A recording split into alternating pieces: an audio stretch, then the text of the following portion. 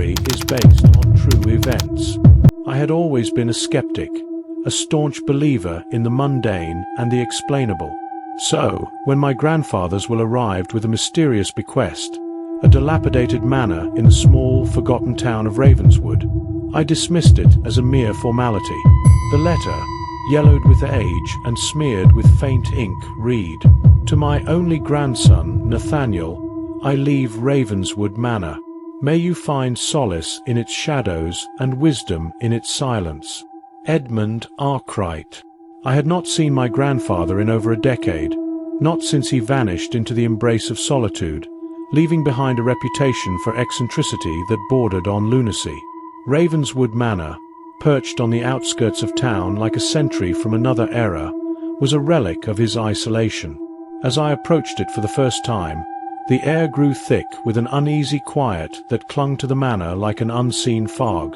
The estate loomed before me, a brooding edifice of stone and iron, its silhouette etched against a sky perpetually overcast. A maze of overgrown hedges and gnarled trees encircled the manor, their twisted branches clawing at the air as if desperate to escape their confinement. The once grand facade was now a patchwork of grime and decay, with ivy crawling up the walls like the fingers of some grotesque beast. I parked my car at the edge of the gravel driveway, the crunch of stones beneath the tires echoing into the oppressive silence. The front door, a heavy oak panel scarred by time and neglect, creaked open with a mournful groan as I pushed it. The entryway was shrouded in darkness, illuminated only by the feeble light of my flashlight. Inside, the manor was a cavern of shadows. Dust motes danced in the narrow beam of light as I ventured further into the house. The grand staircase, once a masterpiece of craftsmanship, now stood like a skeletal relic, its polished banister dulled by years of disuse. I reached out to touch it, and a shiver ran down my spine as a cold draft swept through the hall, carrying with it the faintest whisper of an unseen presence. The air was thick with the musty scent of old books and mildew. Every step I took seemed to awaken the house, causing the floorboards to groan in protest. Portraits of long-forgotten relatives adorned the walls, their eyes seeming to follow me with an unsettling intensity. The eyes of the subjects were hollow, their expressions frozen in a silent scream. As I explored the manor, I discovered a study at the end of a dimly lit corridor. The room was cluttered with stacks of yellowed papers and brittle books. An old desk, covered in layers of dust, stood in the center of the room. On the desk, a journal lay open, its pages filled with spidery, frantic handwriting. The ink was smeared and faded, but the words were still legible. They whisper to me, these voices from the shadows. They tell me secrets I dare not believe. Ravenswood is alive, and it knows our fears. Beware the mirror in the east wing. It shows more than reflections. It reveals the darkest corners of your soul. A chill ran through me as I read the passage. The journal's owner, my grandfather, had been obsessed with something that drove him to the brink of madness. I could feel the oppressive weight of his paranoia pressing down on me, and an inexplicable sense of dread settled over me. I decided to explore the east wing, where the mirror was said to reside. As I made my way through the manor, the shadows seemed to grow darker, more tangible. The air was heavy with an oppressive silence, broken only by the occasional creak of the house settling. The east wing was shrouded in darkness, the only light coming from the flickering beam of my flashlight. I found the mirror in a dusty, cobweb-filled room. It was an ornate, antique piece, its frame adorned with intricate carvings of twisted, gnarled faces. The glass was streaked with age, but I could still make out my reflection. As I approached, the room grew colder, and a palpable sense of unease filled the air. I gazed into the mirror, and for a moment, I saw nothing but my own reflection. But then, the shadows around me seemed to shift, and I could see something else, something that shouldn't have been there. The reflection in the mirror began to change, showing a scene that was not in the room with me. It was a dark, foreboding landscape, with twisted trees and an ominous sky. The scene in the mirror seemed to pulse with a malevolent energy, and I felt a cold sweat break out on my forehead. The whispers that had haunted me since I entered the manor grew louder, echoing around me. The mirror's reflection seemed to reach out, and for a brief, horrifying moment, I felt as though the shadows were closing in on me. I stumbled back from the mirror, my heart pounding in my chest. The whispers grew more frantic, their voices mingling into a cacophony of fear and despair. The reflection in the mirror continued to shift, showing more disturbing scenes, flashes of grotesque figures and dark, empty spaces. It was as if the mirror was a gateway to some unspeakable horror. The air around me grew colder, and I felt a presence moving behind me. I turned, but there was nothing there, only the encroaching darkness of the east wing. The whispers were now a deafening roar, filling my head with a torrent of dread. I knew I had to leave, but the manor seemed to conspire against me, its labyrinthine halls twisting and shifting as I tried to find my way back. As I stumbled through the darkened corridors, I could feel the walls closing in on me, the shadows reaching out with unseen hands. The whispers followed me, their voices merging into a chilling chorus of malevolence. I could feel my sanity slipping away, the oppressive presence of Ravenswood Manor pressing down on me with an almost physical weight. Finally, I burst into the entryway, my breath coming in ragged gasps. The manor seemed to hold its breath, the whispers falling silent as I made my way to the front door. I threw it open and stumbled outside, the cool night air washing over me like a balm. I glanced back at the manor, its dark silhouette standing against the night sky. The whispers had ceased, but the feeling of dread remained. Ravenswood Manor was not just a house, it was a living entity, and it had shown me a glimpse of its dark, twisted soul. As I drove away, I couldn't shake the feeling that the manor's shadows would follow me, that its whispers would echo in my mind long after I left its cursed grounds. The drive away from Ravenswood Manor was a blur, the road winding through the oppressive darkness of the night.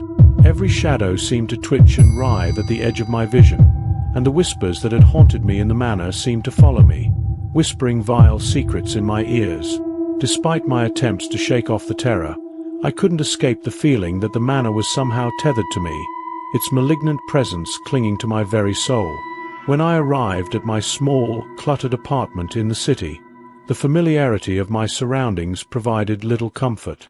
I tried to rationalize what I had experienced, attributing it to exhaustion or stress, but the lingering sense of dread made it impossible to relax.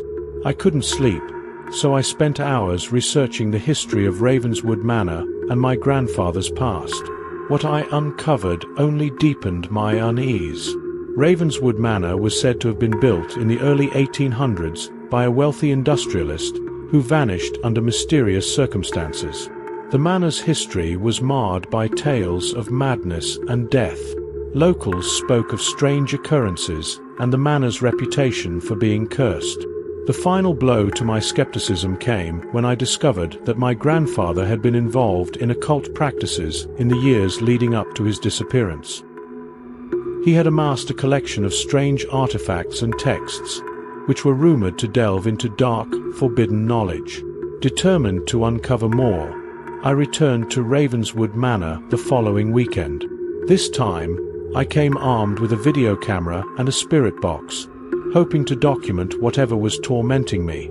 As I approached the manor, the familiar feeling of dread washed over me, but I pushed forward, driven by a mixture of fear and determination. The manor's oppressive atmosphere greeted me as I entered. The once familiar creaks and groans of the house now seemed like sinister warnings. I set up my equipment in the study and began an EVP, electronic voice phenomena, session. The spirit box crackled to life, emitting distorted voices and garbled noises. My heart raced as I listened, desperately trying to make sense of the disjointed sounds. The voices became clearer as the session progressed, and what they revealed was horrifying. They spoke of a darkness that had been awakened by my grandfather's meddling, a darkness that had been waiting, hungry for the chance to consume anyone who dared to disturb it. The spirits spoke of endless suffering, of souls trapped within the manor's walls, and of a ritual that had gone horribly wrong. As the night wore on, the atmosphere grew increasingly malevolent. The shadows seemed to move of their own accord, coalescing into forms that danced just beyond my vision. The temperature in the room dropped sharply, and I could see my breath misting in the cold air. The whispers became a relentless cacophony, echoing around me and filling my head with maddening dread. I decided to investigate further, hoping to find answers in the east wing where I had seen the mirror. As I made my way through the darkened corridors, I felt an icy hand brush against my shoulder. I spun around, but there was nothing there, only the oppressive darkness and the unrelenting whispers. The mirror room was just as I had left it, but now the mirror was covered with a thick layer of grime, obscuring the reflection. I reached out to wipe the grime away, but as I did, the temperature dropped even further. A sudden gust of wind blew through the room, extinguishing my flashlight and plunging me into darkness. I fumbled for my backup light, but it too flickered and died. The room was now pitch black, the only light coming from the faint glow of the moon through the dusty windows. The whispers grew louder, their voices melding into a single, malevolent presence. I could feel the weight of the darkness pressing down on me, suffocating me with its oppressive force. The mirror seemed to pulse with a malevolent energy, its surface shifting and rippling as if it were a gateway to some unspeakable horror. In the darkness, I could hear faint, eerie laughter, a sound that seemed to come from all around me. My heart pounded in my chest as I tried to make sense of the disorienting noises. The laughter grew louder, more sinister, and then abruptly ceased. The silence that followed was even more terrifying.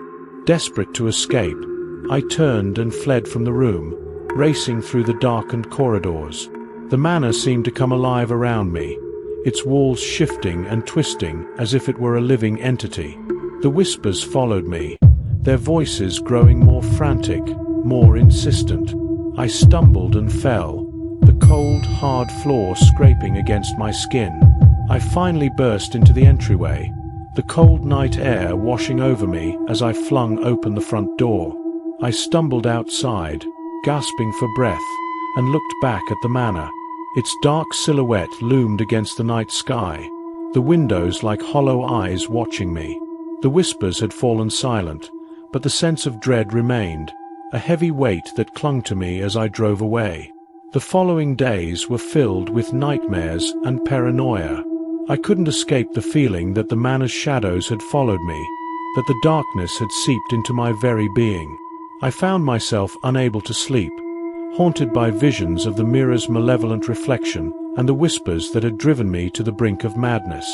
I knew I had to return to Ravenswood Manor, to confront whatever darkness lay within its walls.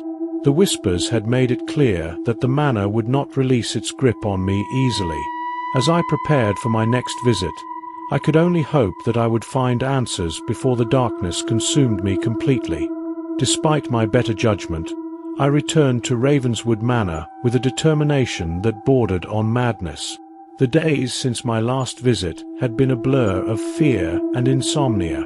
I had learned enough from my research and the EVP session to understand that whatever haunted the manor was not merely a residual presence, but an active, malevolent force. It seemed to thrive on fear and despair, growing stronger with every encounter. This time, I prepared meticulously. I packed more equipment, a digital recorder, a thermal camera, and an assortment of flashlights and batteries. Armed with these tools, I hoped to gather more concrete evidence and, perhaps, confront the entity that had tormented me. I resolved to document every moment, to leave no room for doubt or misinterpretation. As I drove through the winding roads leading to Ravenswood, the atmosphere grew heavier with each passing mile. The sky was a dull grey, as if the sun had been drained of its light. The manor loomed in the distance, its oppressive presence as foreboding as ever. When I arrived, the manor stood as a dark sentinel, its windows like soulless eyes watching me approach. I entered through the front door, which creaked ominously as it swung open. The familiar chill greeted me, the air thick with the musty scent of decay. I made my way to the study, setting up my equipment with a meticulousness born of desperation. I started recording, hoping to capture something that might provide answers. As I reviewed the footage, the thermal camera displayed unnerving anomalies, cold spots that flitted through the manor like shadows. The digital recorder picked up disjointed whispers, a jumble of distorted voices that seemed to beckon me deeper into the house. I felt a growing unease, a sense that something was watching me from the darkness. Determined to find out more, I ventured once again into the east wing. The mirror room was just as eerie as before, the mirror's surface obscured by grime and age. I felt a cold draft as I approached, the temperature dropping sharply. I set up the thermal camera to monitor any unusual activity and began another EVP session. The whispers started almost immediately, rising to a crescendo of frantic voices. The spirit box crackled with incoherent murmurs, punctuated by the occasional clear phrase that chilled me to the bone. "Leave now, trapped." The voices seemed to convey a sense of urgency, as if the spirits were pleading with me to escape before it was too late. I glanced at the mirror, its surface rippling as if disturbed by some unseen force. The reflections in the glass were distorted, showing fleeting glimpses of dark shapes and twisted figures. The shadows in the room seemed to pulse and writhe, coalescing into forms that danced at the edge of my vision. As I stared into the mirror, a sudden, gut-wrenching feeling of coldness swept over me. The whispers grew louder, their voices melding into a single, coherent message. "You shouldn't have come back. The darkness will consume you." My heart raced as I felt an unseen presence closing in, a palpable sense of dread that threatened to overwhelm me. The air in the room grew thick with a suffocating intensity. The temperature plummeted further, and my breath came in visible puffs. The mirror's surface shimmered, and I saw something in its depths, a dark, formless shadow that seemed to writhe and twist, reaching out towards me. In a panic, I grabbed my equipment and fled the room, the oppressive darkness pressing down on me. The manor's corridors seemed to stretch and shift, disorienting me as I tried to find my way back. The whispers followed me, their voices growing more frantic and insistent. I could feel the malevolent presence closing in, a weight that seemed to press against my chest. Finally, I stumbled into the entryway, my hands trembling as I fumbled for the front door. I flung it open, the cool night air a welcome relief from the suffocating atmosphere inside. I sprinted to my car, my heart pounding in my chest. As I drove away, I glanced back at the manor, its dark silhouette looming in the distance. The whispers had fallen silent, but the sense of dread remained, a gnawing fear that clung to me even as I left the manor behind. The darkness had touched me, and I could feel its lingering presence, a constant reminder of the malevolent force that lurked within Ravenswood Manor. In the weeks that followed, I found it impossible to escape the lingering fear. The nightmares continued, vivid and horrifying, filled with dark shapes and whispered threats. I avoided the manor, but its shadows seemed to follow me, casting a pall over my every waking moment. I sought help from experts in the paranormal, hoping to find some explanation for the terror I had experienced. Their findings were inconclusive, but they confirmed that Ravenswood Manor was indeed a site of intense paranormal activity. They spoke of dark entities and curses, of energies that fed on fear and despair. Despite their efforts, I couldn't shake the feeling that the darkness had left a mark on me. Ravenswood Manor had revealed a side of reality that I could never have imagined, and the experience had changed me forever. The whispers of the manor continued to haunt me, a chilling reminder of the malevolent force that lay within its walls. As I write this, I still feel the echoes of that darkness, the whispers that linger at the edge of my consciousness.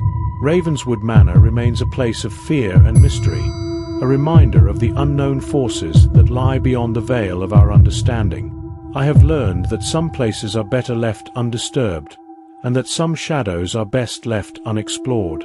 Months had passed since my last encounter with Ravenswood Manor, but the trauma it left behind was as fresh as ever.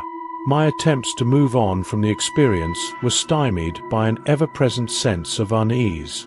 Each creak of my apartment or flicker of a shadow was a reminder of the malevolent presence that had so deeply affected me. I had hoped that distancing myself from the manor would allow me to find peace, but the whispers of Ravenswood continued to haunt my thoughts. In the midst of this turmoil, a package arrived at my doorstep. It was an old, weathered box wrapped in brown paper. There was no return address, only my name scrawled across the top in faded ink. With trembling hands, I opened it to find an old leather-bound journal and a collection of photographs. The journal belonged to my grandfather, and the photos depicted scenes from Ravenswood Manor, some of which were disturbingly familiar. The journal's pages were filled with frantic, rambling entries. My grandfather wrote about the growing darkness within the manor and his attempts to understand it. He described rituals and incantations, his handwriting increasingly erratic as his sanity slipped away. The entries grew more desperate, with pleas for help and warnings about the malevolent force he believed had taken hold of the house. One entry, dated just before his disappearance, read, "The darkness is waking. It feeds on fear and despair. The mirror is a gateway, and I fear what it will unleash. I've seen it. It shows more than reflections. It reveals the deepest, darkest fears of those who look into it. I fear for anyone who enters this house after me." The photographs were equally unsettling. One showed a shadowy figure standing near the mirror in the east wing, its form distorted and ominous.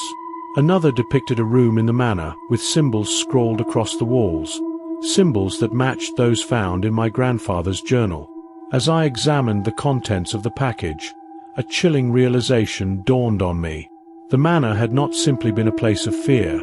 It was a living entity, a nexus of dark energies that preyed upon those who ventured into its domain.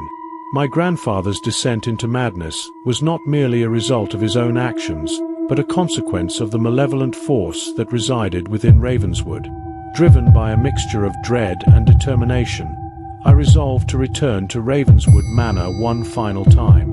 I needed to understand the full extent of what my grandfather had discovered and to confront the darkness that had claimed him. This time, I was not going to rely solely on electronic equipment. I would bring the journal, the photographs, and an assortment of protective talismans I had acquired in my attempts to seek help.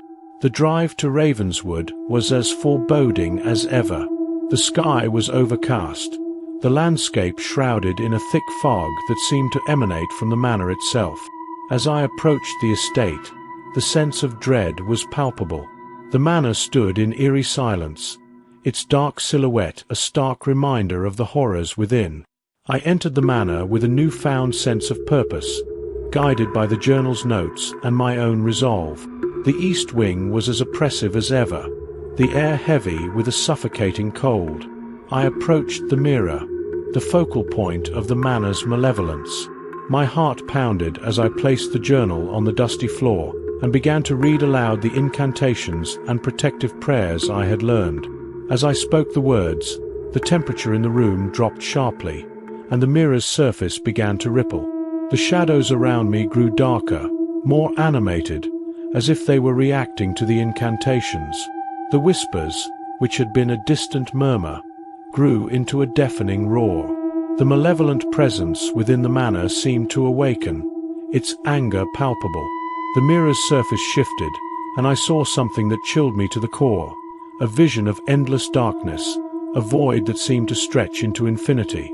Within the darkness, I saw countless faces contorted in terror, their eyes pleading for release. The vision was a horrifying reflection of the manor's true nature, a glimpse into the abyss that lay beyond. With a surge of resolve, I finished the incantations and placed the protective talismans around the mirror. The whispers reached a fever pitch, their voices melding into a single piercing wail. The mirror's surface shattered with a violent explosion, the glass splintering into 1,000 pieces. In the aftermath of the shattering, the oppressive atmosphere began to lift. The shadows seemed to retreat, their malevolence dissipating with the destruction of the mirror. The whispers faded into silence, and the air grew warmer, as if the manor had exhaled a long-held breath.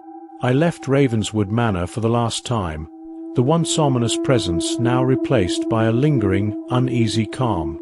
The manor stood as a dark monument to the horrors it had contained, but I hoped that the destruction of the mirror had severed the link between the darkness and the house. The experience had left its mark on me. The nightmares continued, but they were less frequent and less intense. I sought therapy to help process the trauma, and I found solace in sharing my story with others who had experienced similar encounters with the paranormal. Ravenswood Manor had taught me a harsh lesson about the nature of fear and the darkness that can lie hidden in the corners of our world. As I reflect on the experience, I am reminded of the old saying, "Curiosity killed the cat." Ravenswood Manor was a place of dark secrets and malevolent forces, and my journey into its depths had forever changed me. I had faced the darkness and emerged, scarred but wiser, with a deeper understanding of the shadows that lurk at the edges of our reality. The manor remains a somber reminder of the unknown, a place where fear and darkness converge. I have learned to respect the boundaries between our world and the realms beyond, and I carry with me the knowledge that some mysteries are best left undiscovered. The days following my last visit to Ravenswood Manor were a turbulent mix of relief and lingering fear. I hoped that my actions had severed the connection between the manor and the dark forces that had plagued me, but I was haunted by the lingering question of whether the darkness had truly been vanquished or merely suppressed. One evening, as I was sorting through my notes and journal entries, I received an unexpected phone call. It was a local historian who had come across some old records related to Ravenswood Manor. Intrigued, I agreed to meet with him, hoping to shed more light on the manor's dark past and perhaps find closure. At our meeting, the historian, a kindly but anxious man named Henry, presented me with a collection of old newspapers, letters, and photographs. As we pored over the materials, I discovered a series of troubling revelations. It appeared that the malevolent force in Ravenswood Manor had a history of manipulation and deception, preying upon the vulnerabilities of its occupants. One particularly disturbing document was a letter from a previous occupant of the manor, a woman who had lived there in the late 1800s. Her words echoed the same terror and despair I had experienced. She described the mirror in the East Wing as a portal to the abyss, a gateway that revealed not just reflections but the deepest fears and darkest desires of those who gazed into it. Her letter ended with a chilling warning: "Beware the shadows that dwell within. They feed on fear and seek to claim your soul." Henry and I continued our research, uncovering more about the manor's past. We learned that it had been the site of numerous tragedies, including mysterious disappearances, suicides, and unexplained deaths. The pattern was unsettlingly consistent. Those who came into contact with the manor's dark force were driven to madness or worse. The more I learned, the more I realized that Ravenswood Manor was not merely a haunted house, but a manifestation of an ancient evil that thrived on human suffering. My grandfather's descent into madness and my own harrowing experiences were part of a larger, more sinister narrative. Despite my fears, I felt compelled to return to Ravenswood Manor one final time. I wanted to confront the darkness one last time, to ensure that it would no longer harm anyone else. With Henry's assistance, I returned to the manor, equipped with additional protective measures and armed with the knowledge we had uncovered. The manor was as foreboding as ever. The shadows seemed more alive, more restless, as if they sensed our intrusion. We made our way to the East Wing, where the mirror had once stood. The room was now empty, its oppressive atmosphere still palpable, but the mirror itself was gone. Its absence left a void, a lingering sense of unfinished business. We conducted a thorough search of the manor, looking for any remnants of the dark force that had plagued us. We found disturbing signs of occult practices, symbols etched into the walls, remnants of ritualistic ceremonies, and old tomes that spoke of ancient rites and forbidden knowledge. It was clear that the manor had been a focal point for dark energies long before my grandfather's time. As we explored, we noticed a subtle change in the atmosphere. The oppressive weight seemed to lift slightly, replaced by a feeling of uneasy calm. It was as though the manor itself was aware of our presence and was reacting to our efforts to cleanse it. Our investigation led us to a hidden chamber beneath the manor, a secret room that had been concealed for decades.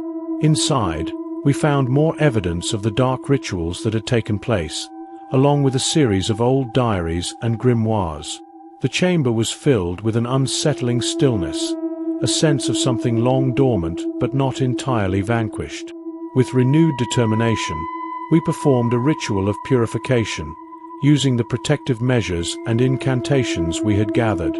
The air grew thick with tension as we chanted the words and invoked the protective symbols. The shadows seemed to writhe and shift, reacting to the ritual with an intensity that was almost palpable. As the ritual reached its climax, the atmosphere in the manor began to change. The oppressive darkness seemed to recede, the shadows losing their menacing form. The whispers, which had been a constant presence, fell silent. It was as if a veil had been lifted, revealing the true nature of the manor's curse. We left Ravenswood Manor with a sense of cautious optimism. The dark force that had once dominated the estate seemed to have been subdued, though we knew better than to assume it was completely eradicated. The manor's history was a testament to the enduring nature of its malevolence, and while we had managed to mitigate its influence, the darkness would always be a part of its legacy. As I reflect on my experiences, I understand that Ravenswood Manor is more than just a haunted house. It is a symbol of the darkest corners of the human psyche, a reminder of the fears and desires that lie hidden within us all. The manor's curse may have been tempered, but it remains a chilling reminder of the unknown forces that dwell beyond our understanding. The whispers of Ravenswood Manor continue to echo in my mind, a haunting reminder of the journey I undertook and the darkness I confronted. Though I have moved on with my life, the experience has left an indelible mark, shaping my understanding of the supernatural and the shadows that lurk in the unseen corners of our world. The aftermath of our final confrontation with the darkness at Ravenswood Manor was a period of uneasy calm.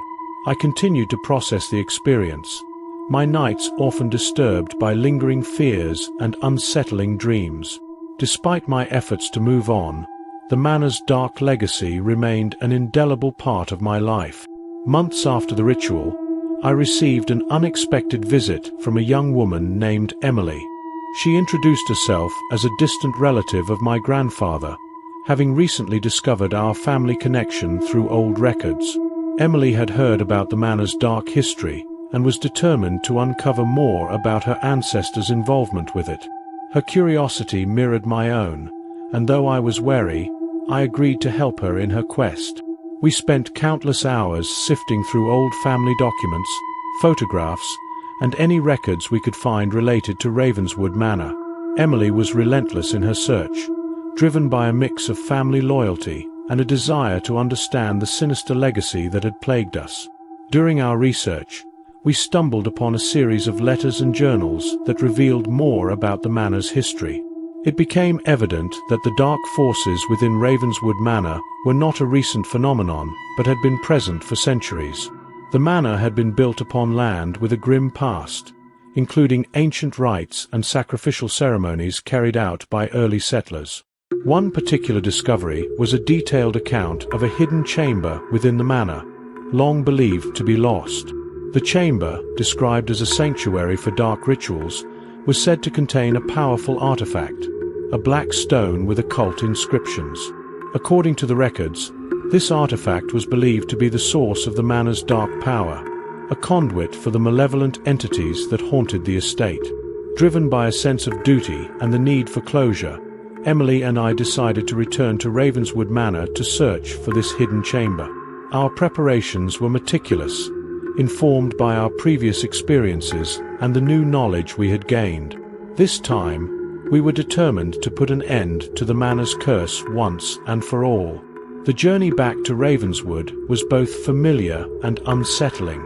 The manor stood as a dark monument against the backdrop of a dreary sky, its presence as foreboding as ever. As we approached, I couldn't shake the feeling that the darkness within the manor had been waiting for us, its malevolent energy palpable even from a distance. We entered the manor and made our way to the east wing, the site of the previous horrors. Armed with our new information, we began our search for the hidden chamber. Hours of searching through secret passages and concealed compartments yielded nothing, and our frustration grew with each passing minute. Just as we were about to give up, Emily discovered a concealed door behind an old bookshelf. It was nearly invisible, blending seamlessly with the surrounding wall. With a mixture of trepidation and hope, we opened the door and descended into the hidden chamber. The chamber was a grim sight, dark and musty, with walls covered in faded symbols and remnants of old rituals.